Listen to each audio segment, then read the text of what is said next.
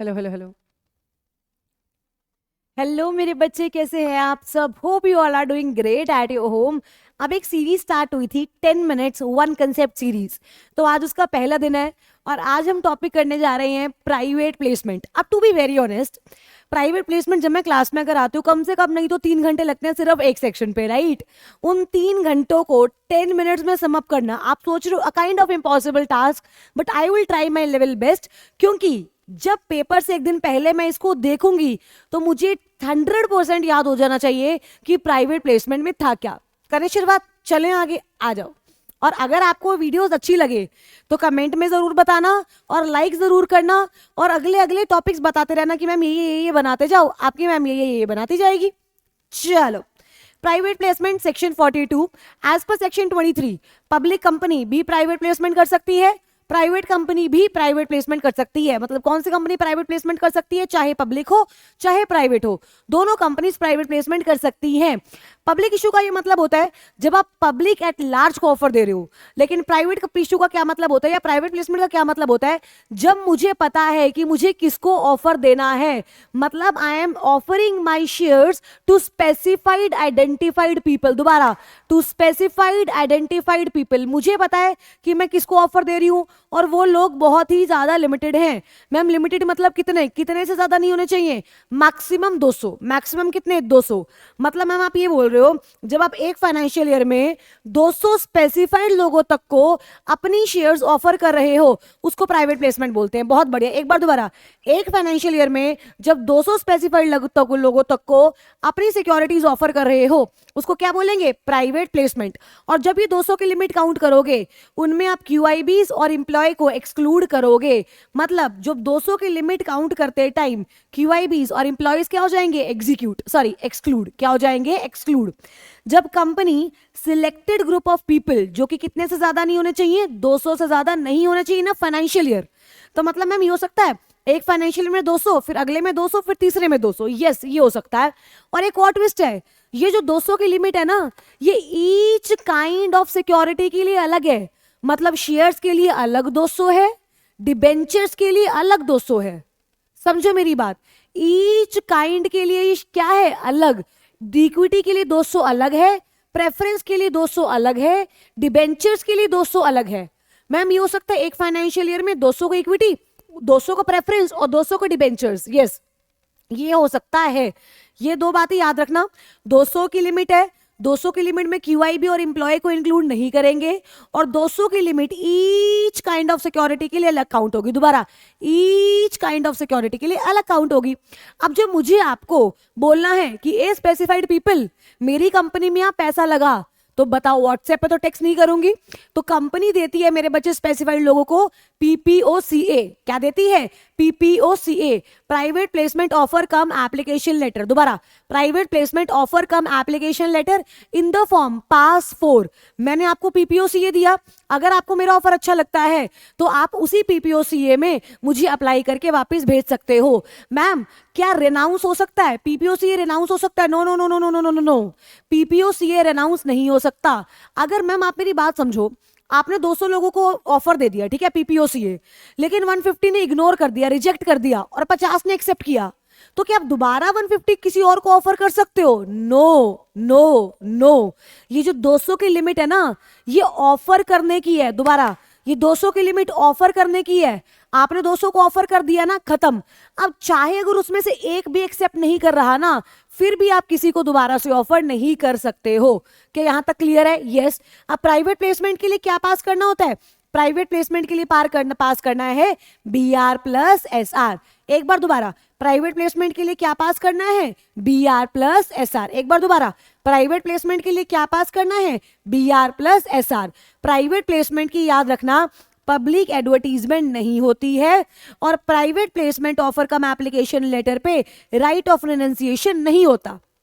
Private placement पे जो cash आता है वो बाय कैश नहीं आएगा, या तो चेक के थ्रू आएगा, या तो डिमांड ड्राफ्ट आएगा, या बैंकिंग चैनल के थ्रू आएगा। मतलब आप मैम ये कह रहे हो कि अगर मैंने प्राइवेट प्लेसमेंट में अप्लाई करना है तो मुझे कैश नहीं देना। दोबारा, मुझे कैश नहीं देना, तो फिर मुझे क्या देना है? चेक, बैंकिंग चैनल के थ्रू पेमेंट करनी है या डिमांड ड्राफ्ट के थ्रू। और जब तक एक प्राइवेट प्लेसमेंट कंप्लीट नहीं हो जाती है तब तक दूसरी प्राइवेट प्लेसमेंट स्टार्ट नहीं करनी।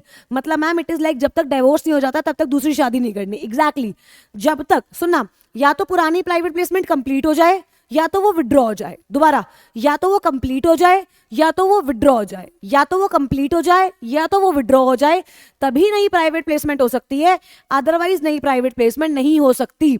जो पैसा आपको प्राइवेट प्लेसमेंट पे आया है वो पैसा आपको सेपरेट बैंक अकाउंट में रखना है जब तक आप उसको अलॉट ना कर दो।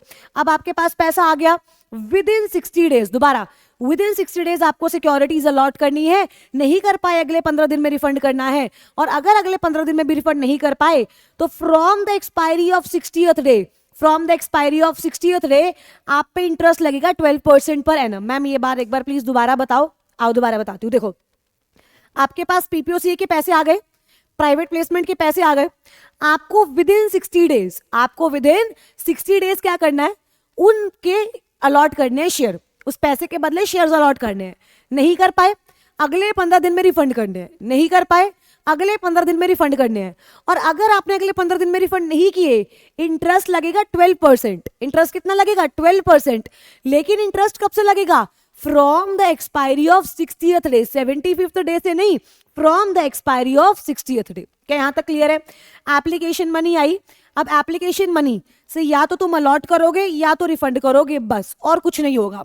अब आपने प्राइवेट प्लेसमेंट कंप्लीट हो गई, आपकी प्राइवेट प्लेसमेंट क्या हो गई? कंप्लीट।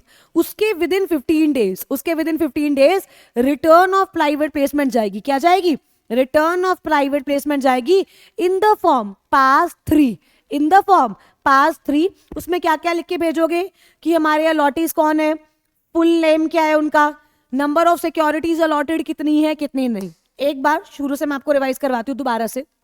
देखो, प्राइवेट प्लेसमेंट कौन सी कंपनी कर सकती है? Public company, private company, public company, private company.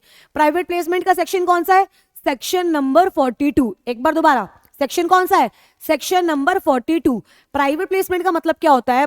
जब एक कंपनी एक फाइनेंशियल ईयर में 200 लोगों तक को, जब एक कंपनी एक फाइनेंशियल ईयर में 200 लोगों तक को सिक्योरिटीज ऑफर कर रही है, सिक्योरिटीज ऑफर कर रही है, उसे क्या बोलते हैं? Private placement. उसे क्या बोलते हैं? Private placement. जब आप ये 200 की लिमिट काउंट करोगे तो आप क्वालिफाइड इंस्टीट्यूशनल बायर्स और आप अपने इंप्लॉयज को हटा दोगे। आप अपने इंप्लॉयज को क्या कर दोगे? हटा दोगे। और ये जो 200 की लिमिट है ये ईच काइंड ऑफ सिक्योरिटी के लिए अलग अलग काउंट होगी। डिबेंचर्स के लिए अलग, शेयर्स के लिए अलग। और ये 200 ऑफर करने की लिमिट है, मतलब अगर आपने एक बार 200 ऑफर कर दी फिर वो एक्सेप्ट करे या ना करे उनकी मर्जी, राइट। अब आपने जब आप लेटर दोगे उस लेटर को क्या बोलते हैं? पीपीओसीए। कौन से फॉर्म में होता है? पास 4। जब तुम्हारे पास एप्लीकेशन मनी आ गई उसके विद इन 60 डेज तुम्हें अलॉट करना है। अलॉट नहीं कर पाए 15 दिन के अंदर रिफंड करना है। रिफंड नहीं कर पाए इंटरेस्ट लगेगा 12%। बट वो इंटरेस्ट कहां से काउंट होगा? वो इंटरेस्ट स्टार्ट होना काउंट होगा from the expiry of 60th day, right. आप राइट ऑफ रिनंसिएशन इस पे नहीं है, आप इसको राइट ऑफ रिनंसिएशन नहीं है। और हम कह सकते हैं हाँ, एक और चीज थी, इसकी पब्लिक एडवर्टीजमेंट आप नहीं कर सकते। Money can not be paid in cash, it can only be paid through cheque, demand draft और बैंकिंग चैनल। जब तक एक प्राइवेट प्लेसमेंट कंप्लीट नहीं हो जाता तब तक आप दूसरा प्राइवेट प्लेसमेंट जो है नहीं करेंगे। जो आपके पास अलॉटमेंट के पैसे आए, जो आपके पास एप्लीकेशन के पैसे आए हैं उनसे या तो आप अलॉट करेंगे या तो रिफंड करेंगे। या तो क्या करेंगे? अलॉट, या तो क्या करेंगे? रिफंड। और जब आपकी अलॉटमेंट कंप्लीट हो जाएगी उसके विद इन 15 डेज आपको फॉर्म फाइल करना है पास 3, जिसे हम बोलते हैं रिटर्न ऑफ अलॉटमेंट। और आपका रिकॉर्ड कि किस किस को आपने प्राइवेट प्लेसमेंट करी है वो रिकॉर्ड आप मेंटेन करेंगे पास 5 में। कौन से फॉर्म में मेंटेन करेंगे? पास 5 में। I guess it's 9 minutes and हमारा प्राइवेट प्लेसमेंट डन। इतना प्राइवेट प्लेसमेंट में याद रखोगे मोर देन इनफ है। अगला टॉपिक बताना जरूर कौन सा हो, और ये जरूर बताना कि ये सीरीज कैसी लगी मेरे बच्चे। All the very very best.